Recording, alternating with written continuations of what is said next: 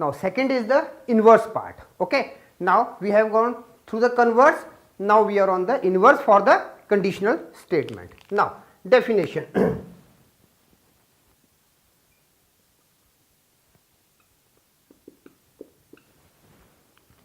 Now the definition states that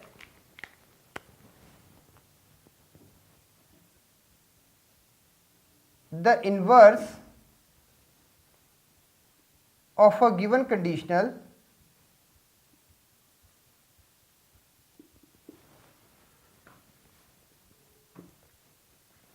is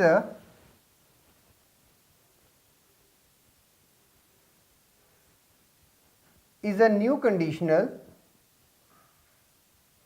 whose hypothesis and conclusion are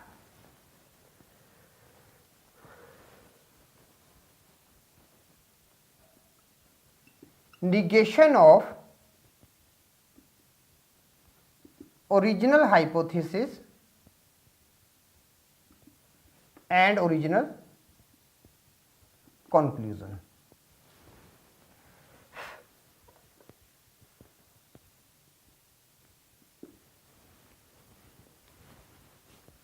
Respectively.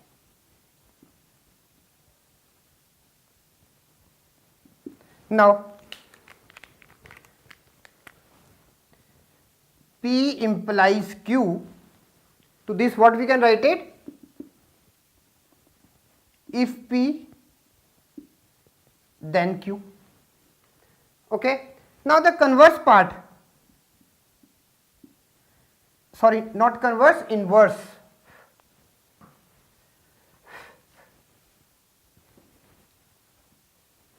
The inverse will be if negation of P then negation of Q.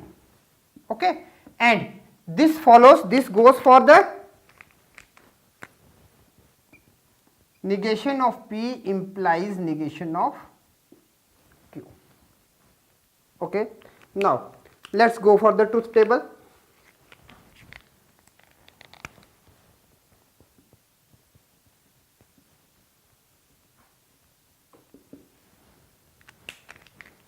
Now we are having PQ and P implies Q. Okay. So we are already aware it will be both true, true false, false true, false false. So the result will be true, false, true, true. Now we want negations of the original hypothesis, that is negation of the original conclusion. Now this becomes false and false because here it is true and true, so this becomes false and false. Then false and true, true and false, true and true.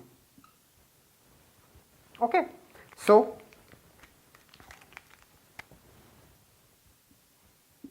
negation of P implies negation of Q. Now what the result will be? Now the result will be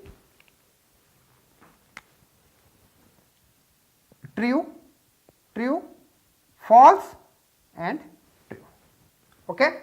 Because only one thing was there, that was here. For this part it is true, false becomes false.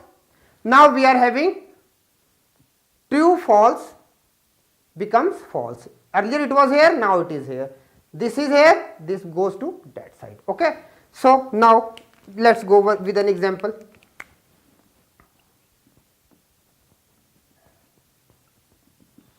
Now suppose the statement for P implies Q. Now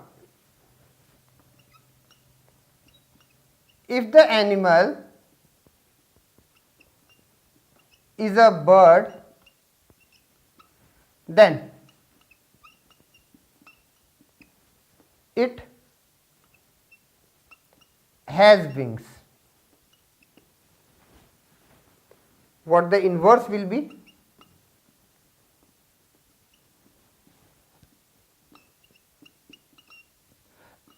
negation of P implies negation of Q.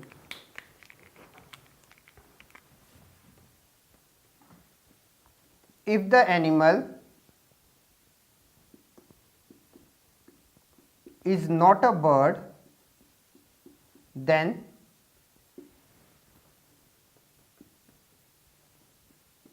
it will not have wings. Very simple. Is it clear?